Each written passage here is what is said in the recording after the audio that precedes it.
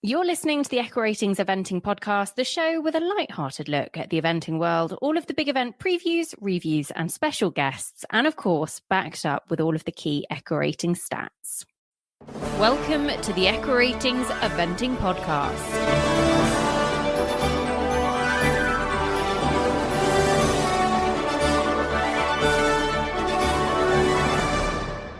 Welcome to the Echo Ratings Eventing Podcast, and we have got a British Eventing Simple Metrics special for you listeners. And I have got a couple of very lovely special guests who I will come on to in just a second. But first of all, I will say a very warm welcome and a huge congratulations to the Ballon d'Ennis long format 4-star winner, Sam. Well done. Stop, Nicole, you're too good. Are you blushing? Oh, absolutely. I'm not going to go into a big speech. It was great fun, and I have to say, Imperial Sky's been awesome. I'm delighted for him, delighted for Sparks and Kathy who own him, and Sparks obviously looks after him and adores him and gets up at 5:30 every morning to look after him. And he was great. He's been super consistent, so it was good fun. I really enjoyed it. He's not been out of the top 2 in his last 6 internationals. I know his OBP, his opposition beaten percentage, is getting pretty high now. What is it? Have you calculated it? It's got to be in the high 90s anyway. No, it'll come in. Wednesday is our update from it's our FEI update day, so I'll look at it there. But I enjoy looking at how he compares as well. He's going to be given the likes of Hale Bob a run, but then Hale Bob's winning European championships, so that's a level up as well. We will talk about the positives and negatives. Set the target, Sam. Set the target. It's okay. Exactly. It's good to aim for the highest. That's fine. No, it was brilliant. I thoroughly enjoyed watching throughout the weekend and was cheering you on. Imperial Sky is a huge favourite of mine, but let's go on to our 2 special guests. So we have got for you on the show, listeners, 2 riders who compete in British eventing, and they are coming on to talk about their simple metrics, which we will explain to you in a little bit more detail in just a second. But I'm going to first of all say very warm welcome to the show, Melanie Arnold. Hello. Thank you for joining us. And I understand Spike is actually your vet. Yes, he is. I'm extremely lucky. That's what we like to hear.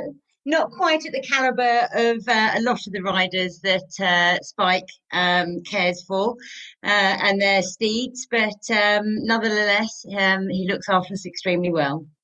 Good, that's what we like. And I will say hello to our second guest as well, Trudy Johnson. Hi there. Trudy, I understand that you often listen to us actually while poo picking. Yeah, no, I often download the podcasts while I'm doing my boring tack cleaning or poo picking jobs because it keeps things interesting for me. So I really enjoy listening to you. Oh, well, that's what we like to hear. I will send you that £5 a little bit later on for saying that fine thing. Let's just introduce you both to our listeners. So, Melanie, just tell us a bit about yourself, where you're based and your background in eventing. So I'm based in Gloucestershire. Extremely lucky, I should say, to be based in Gloucestershire with a number of BE venues that run in this county and the surrounding ones.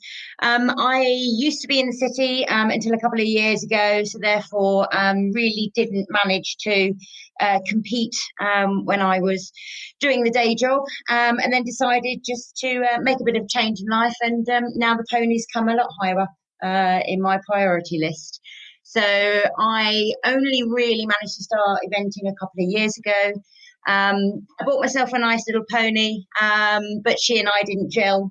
So I pinched the boyfriends and little tiny 5'3" me competing on a 17.2 ex-hunter. And he's just been an absolute dream. So yeah, absolute superstar for me. And I've got a youngster that I've just bought after lockdown. And Spike tells me there was an awful lot of post-lockdown purchases. He was doing an awful lot of vetting. But I've had my new lad about 2.5 months now. So lovely to receive the simple metrics for Ripcord, and a lot to take away from those and to focus on for the new lad for next season. So Ripcord has now retired. He retired back end of last year, and your new boy, who was ably vetted by Spike, will be hopefully out in the future.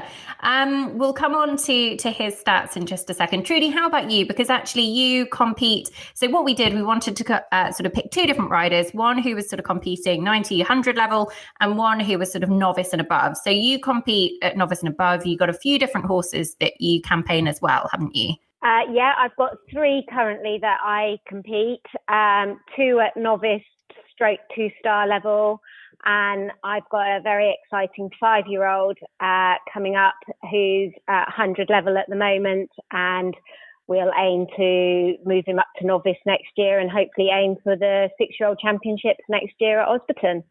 That would be exciting. Osberton that is actually coming up pretty darn quickly now, but it is Osberton at Alsby. Okay, let's talk a little bit about simple metrics. Sam, can you give us the breakdown on what simple metrics are? Because we talk about them in Echo ratings a lot. We talk about them on the show quite a lot. But for anybody that isn't familiar with them, what are they? And just sort of bust the lingo for us. It's a very basic snapshot of your performance, Nicole. They are what they say they are, which is that they're quite simple, basically kind of averages. We'll go through them individually, but you're starting really with, you know, what's the why behind them? Like, why would we put simple metrics out there? If you just want to, you know, enjoy your competing and it's a release from the weekday and you're just getting out there, you don't need to be looking at metrics, so to speak. Metrics come in when you want to manage your performance. Now, for a lot of people, even, you know, just like Sparks is an amateur eventer, but she's probably more competitive than I am. So she absolutely still wants to manage her performance and take it pretty seriously. And half of the fun is actually trying to improve. And, you know, even if it's just competing against yourself, trying to better yourself. So the minute you're getting into improvement, management, you need metrics. You actually can't do it without it. And that is why we all have Fitbits for like step counts. It's why there's calorie counters out there. It's why there's weighing scales. It's why there are accounts for businesses. Like, everything is actually metric driven, because otherwise you don't know if you've improved. You can have a pretty good feeling, but you can't even quantify how much you've improved by.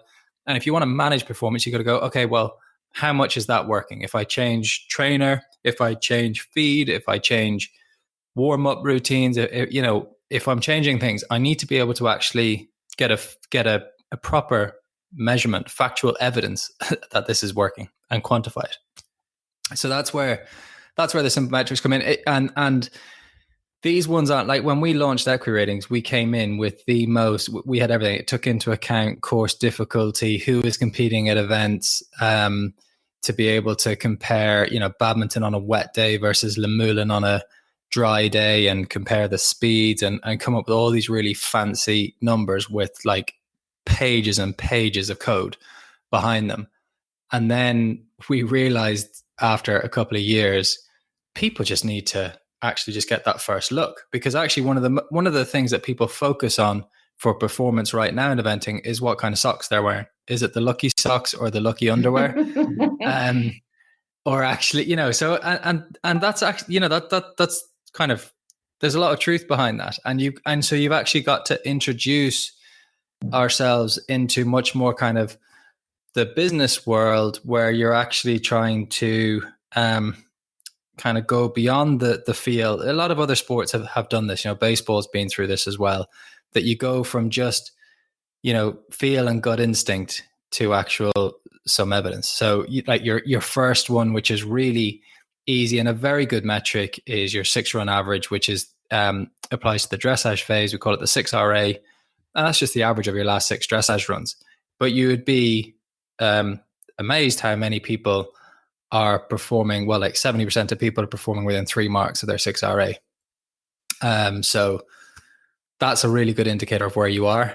And it can sometimes be a bit of a kind of a wake up call. I've got one horse, and I always think he's way ahead, because he performs way better at home than his 6RA.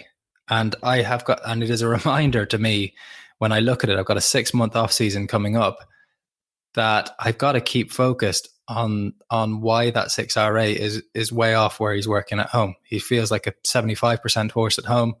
The 6-run average is telling me he's only a 69% horse, which would be a 31.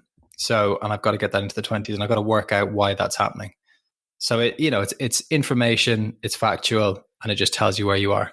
I think you made a very good point that actually these metrics can be used from anybody who just events for fun, who literally goes out at the weekend, has a really nice time. They might not always be the most competitive, but they come home with a smile on their face, to riders competing at the very, very top level. And whether that is that they are comparing themselves to other people, or they are just simply trying to get a little bit better themselves and monitor their progress and help keep themselves safe and help make sure that they come home with that smile on their face. Let's talk, Melanie and Trudy, about your dressage 6-run average to start us off. So Ripcord 33.3 is the average of his last 6 runs. Melanie, did that take you by surprise? Was it about where you expected him to be? I'm quite a geek with the numbers as well. We love a numbers geek. And I love trying to perfect a 20-meter circle. So trying to take a former hunter into a 20 by 40, particularly one of that size, I was always very, very conscious of what the dressage scores were, because obviously they were quite painful for me. I think from memory, I think my first one was a 42. I think there was a 44 in there somewhere. I was extremely pleased that by the time we had our last year of hundreds, we were at 30. So to get that average of 33.3, I was absolutely over the moon when that metric came out. That's really good to hear the improvement as well. Trudy, how about you? Because I've actually got a fun fact for you here. So we'll talk about Catch Me If You Can, because of your 3 horses, he actually has a 6-run average in the first phase of 29.3, which is very cool because it is also breaking into the 20s for a 6-run average, which is excellent. And only 15% of horses at novice level in the last 3 years actually have a 6-run average sub 30. Wow. So that's pretty impressive. I would say you should be pretty pleased with that. That's amazing. I'm going to shout that one on my event page. That's really cool. And to add to it, actually, if we looked at another of your horses, Reggae Man, he also has a 6-run average of 29.3. So they're both in the top 15%. Wow. Very consistent as well, isn't it? There we go. We like to, absolutely. We like to please people with their simple metrics. And the dressage is the first one. Sam, what comes next in terms of those metrics that people can sort of look at, or if they've received their simple metrics from British Eventing, just give them a greater understanding of them? Yeah, well, I like you bringing in the comparison there as well, Nicole, about breaking into the top 15%. That's a lot of the joy of it, and actually it gets, as you start creeping down, you get into that sub 20 or sub 30 zone into the 20s. It gets harder and harder to get ahead, because now you start competing with the likes of Ingrid Klimke and stuff like that, who are down. I mean, I think our record is there is a sub 20. I'm pretty sure Sam Wright at Toe went sub 20 with his average, with his 6-run average. Yeah, pretty impressive. But it gets harder. But whereas what's cool when you're mid 30s, like when you're a 34, taking your 6-run average from a 34 to a 33 can take you from like being in the below 50% to above. You can go from like the 40th percentile up to the 60th percentile. Quite a lot in there, because that's where everyone is stuffed around that mid 30, kind of mid to low 30s now, and it is improving. Dressage is the one phase where it's been improving. So it's the depressing one is if you're not improving your 6-run average by about half a mark a year, you're not keeping up, because that is the average at which the population has been improving, is half a mark a year. So that's the negative side of dressage. But even just the information of having that going like, oh, I've improved by half a mark a year, I'm doing really well. Well, actually, you're only keeping up. Next one, Nicole, is your SJ. Bring that, Sam, aren't you? Somebody at home is listening going, oh, do you know what? I improved half a mark. Well, Sam just rained on your parade. Yeah, I know. Over what you 10 mean, years, what over you 10 mean. years, that's 5 marks. You think you're doing great, and now it's just. You sound like it's you're just talking average. from experience here, Sam. Oh my Lord, don't talk. Yeah, love it. Let's talk about XCJ10. So that is a really, really simple one for anybody to calculate. Basically takes into account your last completed 10 jumping rounds cross country, doesn't it, Sam? Yeah, exactly. So if you've got 10 runs, you're either going to be 100% because you're 10 out of 10, or 90, 80, 70, so pretty straightforward. You get some like 67% if you've only had, say, 2 out of 3 or 4 out of 6. You need 3 runs to get these simple metrics. There's no point in looking at too small a sample either, and particularly when you're starting off with a horse, there's probably going to be quite a lot, hopefully there can be quite a lot of improvement as well, and quite a lot of variance.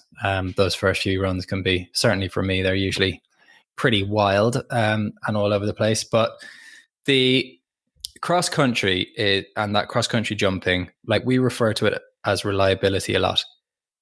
The fact of the matter is that particularly at grassroots level, the average clear rates are around about 80%. So, it should be high.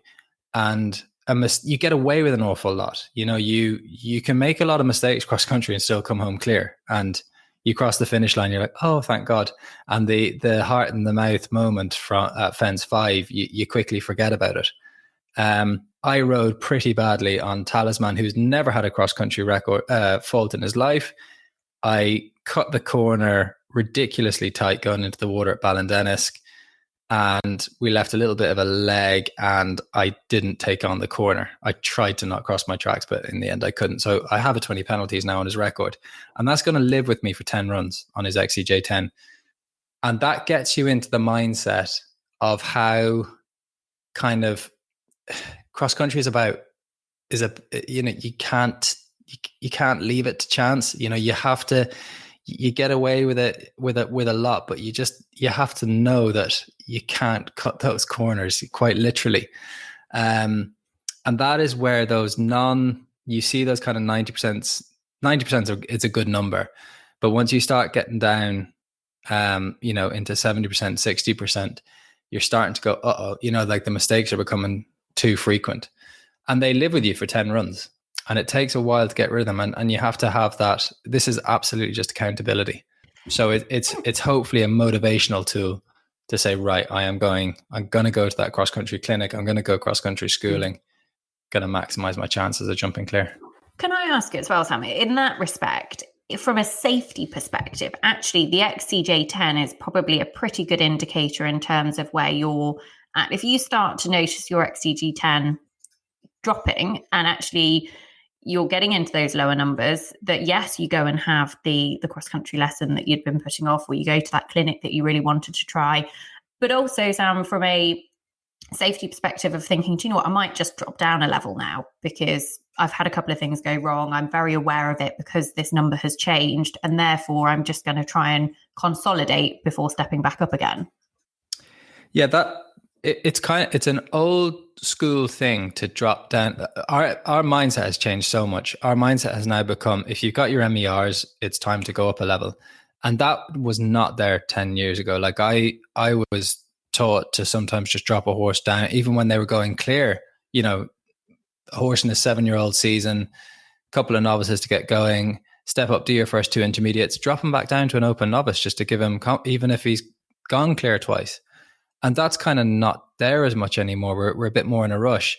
What's good now, what I like about the XCJ10 is that there's a bit of an incentive to just put a clear on the board, because we purposely don't account for the level. We're just saying, what's your strike rate? What's your clear rate like in your last 10? It's just basic information. And if it is dropping down to 60%, well, there's a bit of an incentive to actually just pop in an easier run, something a bit more in the comfort zone, and just get it back up kind of 70, 80%. And what we put out there as well is this thing called the XC adjusted, which is actually a great number. So if you want to know what that is your clear rate compared to the average clear rates on the courses you've been competing on. So if you've been at 5-star level, your course clear rates are in and around, they're quite low, like in and around 55% is the clear rate at 5-star. So if you've been at 4 or 5-star level, the average clear rates of those courses is probably in and around about 65% maybe between your 4 stars and your 5 stars.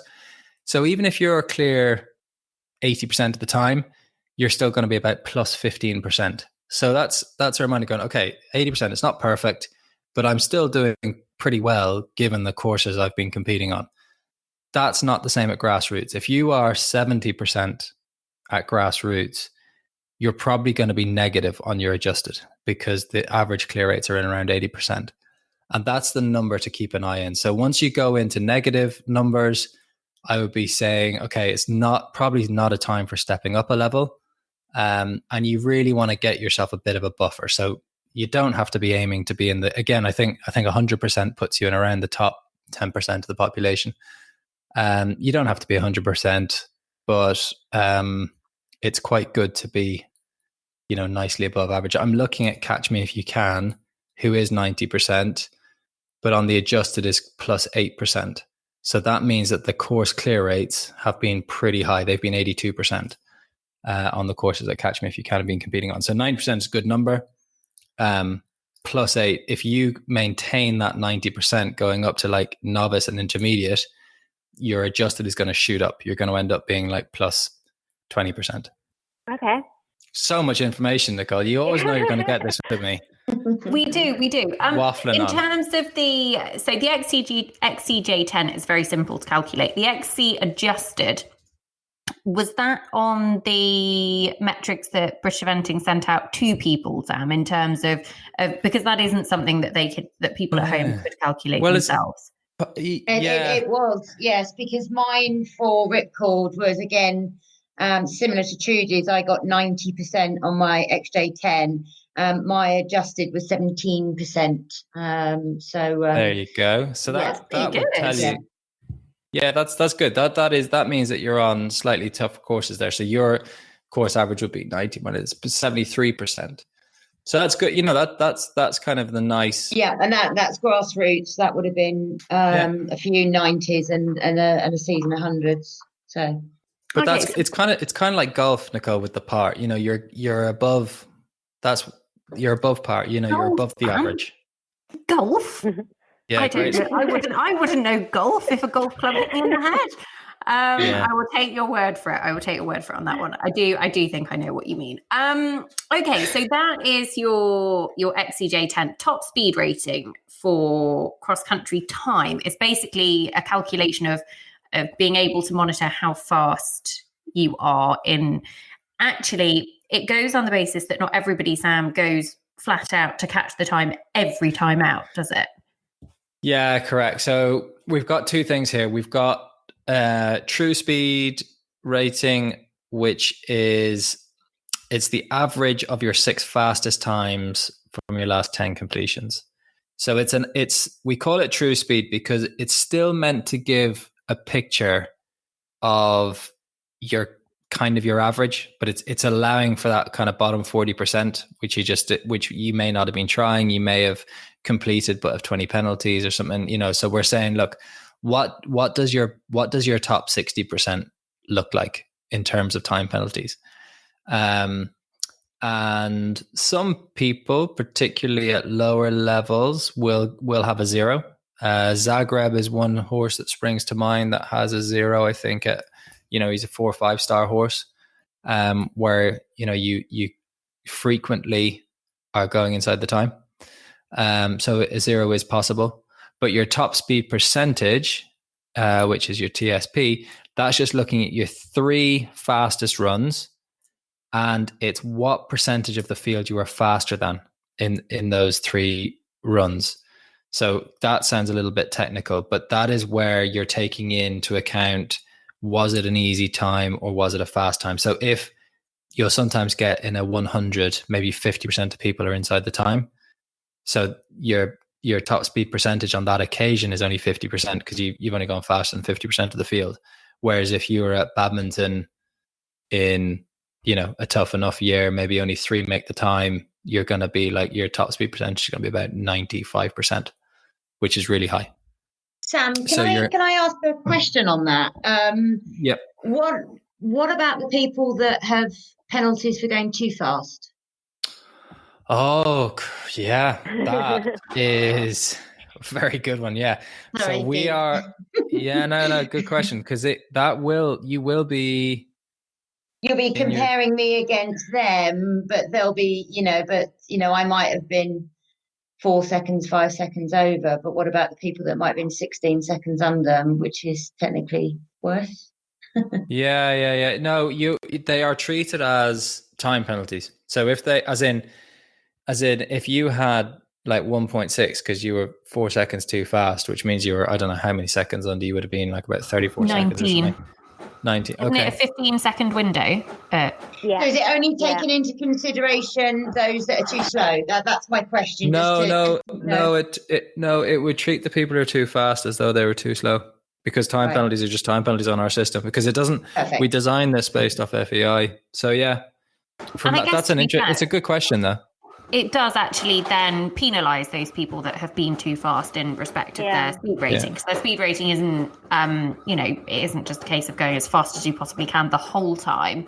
It takes that into account and penalises them accordingly. And just to put this into context, so Catch Me If You Can is rather living up to his name, because true speed rating, is it true speed rating or top speed rating, Sam? I'm getting myself confused. True speed rating. Okay, so he has a true speed rating of 0.3, which is 82%. He has been faster than 82% of the horses he's got up against. So that's pretty impressive. And likewise, Ripcord has a 1.9 penalty and then 60%. So both would have pretty good speed ratings on their record.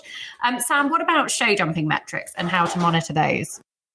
Show jumping is pretty easy. Like dressage, it's basically just a 6-run average. Just your jumping penalties though, because if it's less relevant now that it's 0.4, but if you had a stop or something and you ended up with 20 time penalties, we let those. We're just looking at your jumping penalties to kind of rule out those outlier situations that throw the whole thing way out of whack.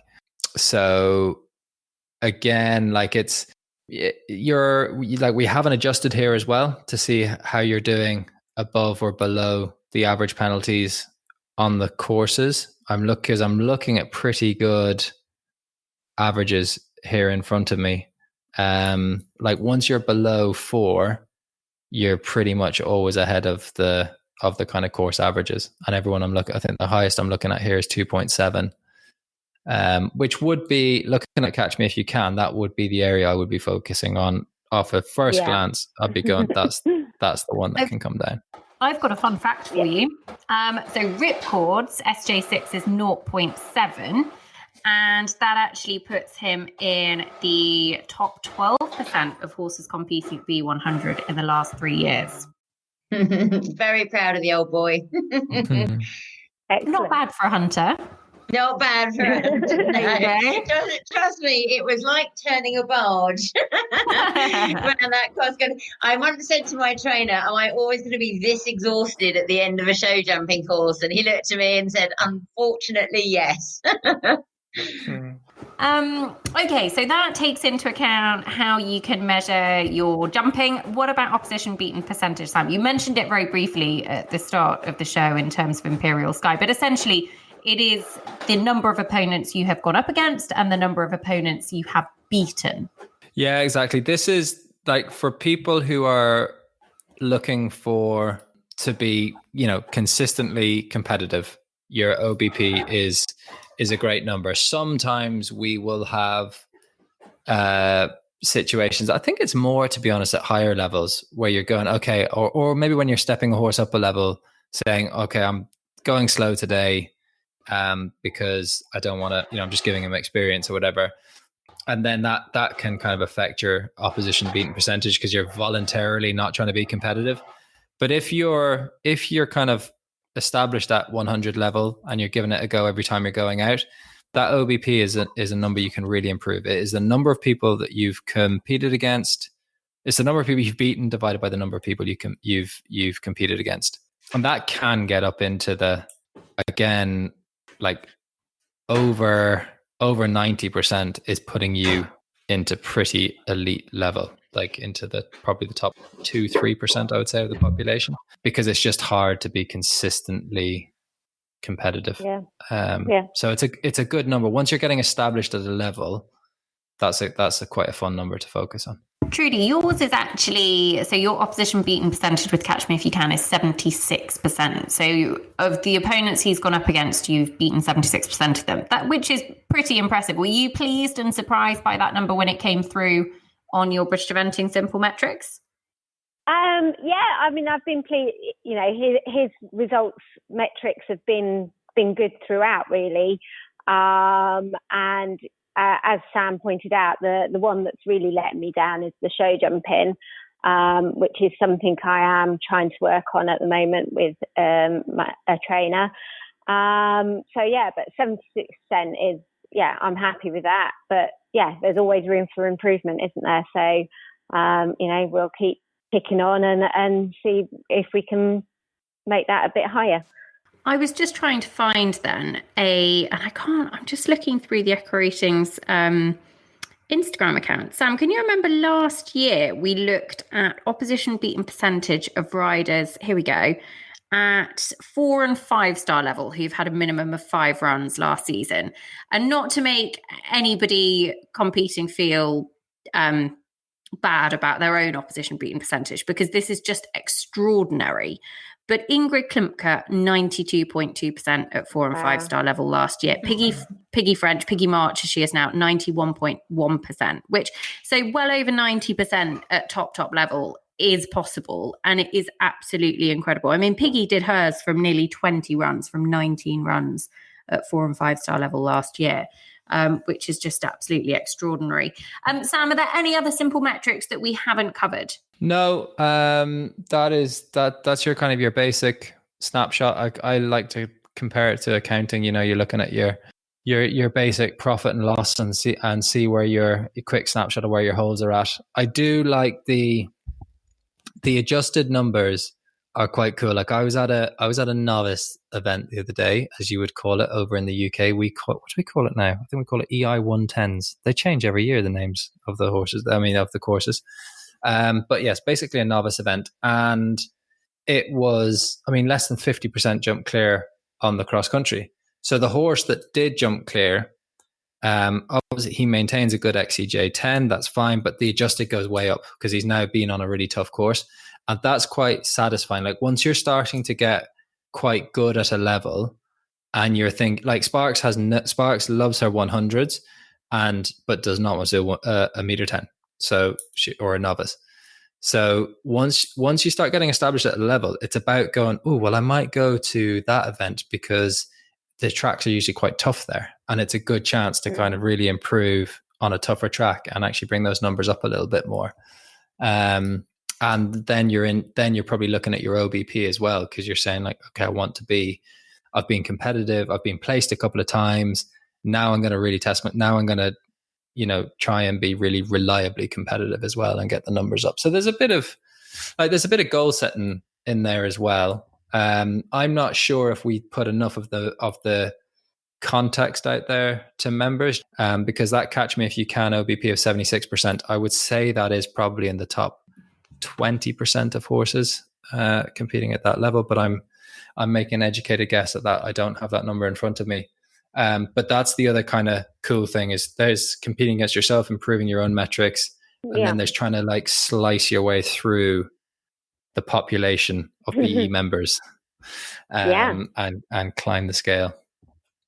And improve as well. Obviously, Melanie, you've got your young horse coming through. So a little bit of an unknown quantity. Ripcord is enjoying a very, very happy retirement. But Trudy, how about you? Have you got any goals that you've set since getting your simple metrics and thought, you know what, actually, I would really like to improve this, or I see a bit of a weakness there? As Sam pointed out, you know, certainly with Catch Me If You Can, Leo, the show jumping, I know, has been our weakest link. And actually, having listened to one of the podcasts where Sam talked about you were talking about going over poles and making sure you got to the right point every time, because I think you wanted to improve your jumping as well. And so I've been doing more exercises at home to sort of just help me see a better stride to the fences and try and be more consistent, and not necessarily about jumping bigger fences, but just being more consistent with where I'm putting the horses at the fence for them to then do their job. So it's given me things certainly to think about and plan. My husband would be interested with the dressage marks, with improving half a mark a year, because he invested in some mirrors and told me I had to improve my dressage by 5 marks. So 5 marks? Great, amazing. He's ambitious. Yeah. So yeah, but I still, I think my dressage is fairly good. So, but I would still like to try and get that down even further if I can. Work hard through the winter. Especially Leo, he seems to be consistent around that 28 mark at novice, and always when we step up to 2-star, he seems to be consistent at 32. So I'd like to sort of see if I can work on bringing those marks down further and just getting a little bit more, just getting better, really. I mean, that's what it's all about, isn't it? It's just compete. I do compete against myself. I always try and stay focused about what I'm doing and where the horses are, and try not to get swept along with what everybody else is doing within my section until the end. Yeah, until the end. I think it's a good point as well, in terms of, you can go to an event and come away really disappointed, but actually there might be something at that event that actually you did do really well, and you can take that away, and hopefully by breaking it down and looking at each of the individual performances in this way, it just gives you a bit of guidance on where you're at, no matter what level you're competing at. Can't stress that enough. You can do these simple metrics as long as you've got runs under your belt. Regardless of the level, you can have your own simple metrics. And if you are a member of British Eventing, then they will have been sent to you. And if you aren't a member of British Eventing, then you are able to calculate your own. If you just go to equiratings.com, search for the simple metrics article, it will go through how to calculate all of those for you, and exactly what each of those simple metrics are as well. So if you've listened to this show and think, I'd like to know a little bit more, do go and take a look as well.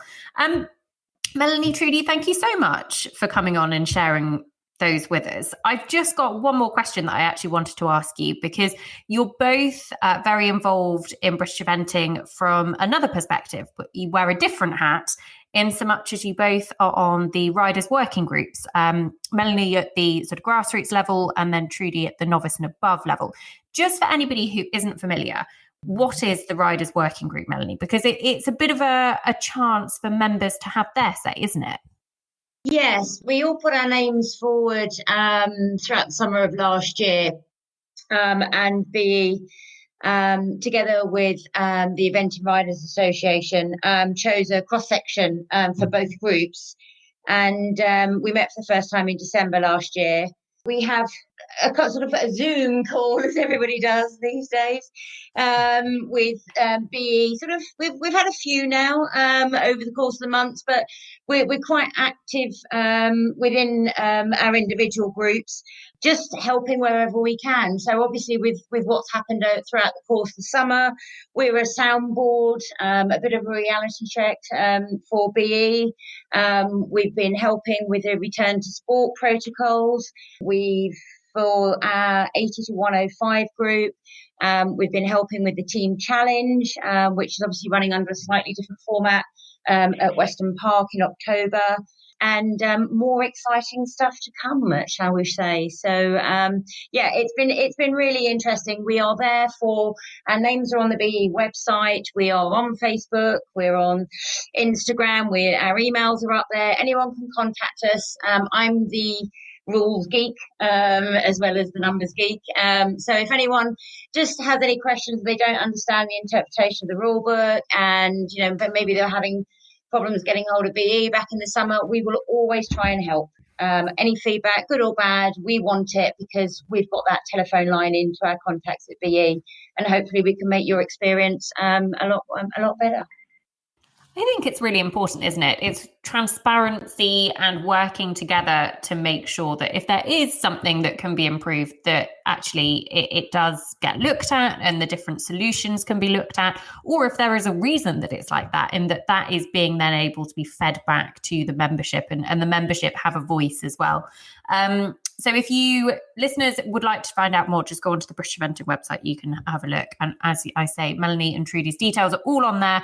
And if you need any rules busting, Melanie is your go-to lady. I set myself up right and proper there, haven't I? You did. I bet she doesn't have problems figuring out what classes are which, Sam. Do you know what I was just thinking is that at around end of February time, you so need to do a rules podcast, like what you need to know, because I don't think I've ever read the rule book, and look, it's just Dare I say, an awful lot of people haven't, but I mean, I do. I love volunteering, and my heart drops when someone comes up when they've got rose gold stirrups, stirrup irons, and I'm like, no, you can have them for BD, but not currently for BE at the moment. We will look at it next year. We will try and do a rules podcast and bust the rule changes coming in 2021. But aim it at people like me, going, so although that's the thing you're a about professional rider. You should read the rule book. Let's be honest, Sparks reads the rule book, doesn't she? Because she dresses you, she dresses the horse. But you're in charge on the horse, so. Yeah. Well, the horse is more in charge than I am most of the time, but yeah, there we go. We actually had a really interesting one back early in the spring. Actually, someone suggested, and this wasn't from BE. This was, I think it was via the Adventure Riders Association. But someone suggested, should we relax the dress code? And although I'm not all that young, I thought perhaps yes. I thought people might not want to wear jackets anymore and stocks and ties and etc. And within our group we have various different age groups. We've got people that have been very heavily involved in riding club and pony club, and people that run training sessions. And when we started each individually assessing and gathering feedback, I was really surprised that people actually still want to dress up, fill the part, plait, and for the status quo to remain unchanged. So I think that was, an example that was quite interesting for me, that, somebody set us a task as the rider working group, and we did our feedback, and it came back different to what my perception would have been. So it's interesting, really interesting. I really like that, actually. I have to admit, I would very much be in the camp of I think it's good to have a standard and sort of a clear guidance as to what people should have, because if you relax it too much, then nobody really knows, and then it becomes even harder to control. And I don't know, I really like that as well. I'm pleased that it stayed like that from a personal perspective. Anyway, Melanie, Trudy, thank you both so much. We will look forward to following your progress next year, and best of luck for the rest of the season. Trudy, are you back out competing before the end of the season, or are you finished now? I have possibly got one or two more events left. I'm sort of sitting on the fence waiting to see what the weather's really going to do for the last couple of events. My husband's stewarding at Thorsburton, so I haven't got a groom that weekend, so I haven't been able to go out that weekend. And then I'm waiting on Norton, Disney and Osby to finish this season. And because my young horse will have finished now anyway. He's done what he needs to do. He can have a break to grow. So we'll just see what the weather does as well. There's no fun in it if it's peeing with rain up north. No, good British weather. If it makes you feel any better, I'm not a million miles from either of those events, and actually the weather at the moment is okay, but it's meant to turn. So watch this space. Yeah. Thank you so much. Yeah, Melanie, good luck with your young horse, and we will look forward to following your progress next year. And thank you for all of your work and sort of being the members' voice for British Eventing as well, because I'm sure I speak for everyone when we say it is much appreciated. Sam, a big thank you to you as well. I will let you go and polish your Ballondennis trophy. Oh, yeah, thank you. Thank you very much. It's weird without prize givings and stuff like that. You know, I'm glad that I'm using the podcast as my lap of honor. There we go. We serve a purpose, Sam. We serve a purpose. Listeners, we hope you've enjoyed this special British Eventing Simple Metrics episode. Don't forget that if you have got those simple metrics, we hope this gives you a little bit more detail about what they are about. Go to echoratings.com for more information as well. And we will be back very soon with another episode of the Echo Ratings Eventing Podcast. But a big thank you to all of our guests, and we'll see you very soon. Thank you for listening to the Echo Ratings Eventing Podcast. This podcast is available for free on iTunes, Spotify, Podcast Addict, or wherever you usually listen to your podcasts. Make sure you subscribe so that you don't miss an episode. Find us at eventingpodcast.com or search Eventing Podcast on social media. It's time for you to go up against thousands of eventing fans all over the world, because Eventing Manager is back, and this time there are real life competitions. Pick your fantasy eventing team of 4 from a virtual $10 million budget to be in with a chance of winning prizes, to play for your country and against your friends. The game will be available to play at a number of top competitions throughout the rest of the year, so what are you waiting for? Download the app for free in your App Store or on Google Play to get involved today. Visit echoratings.com for more information and use the hashtag eventingmanager or tag @echoratings across social media. We would love to see your teams. Good luck, and we hope you enjoy playing Eventing Manager.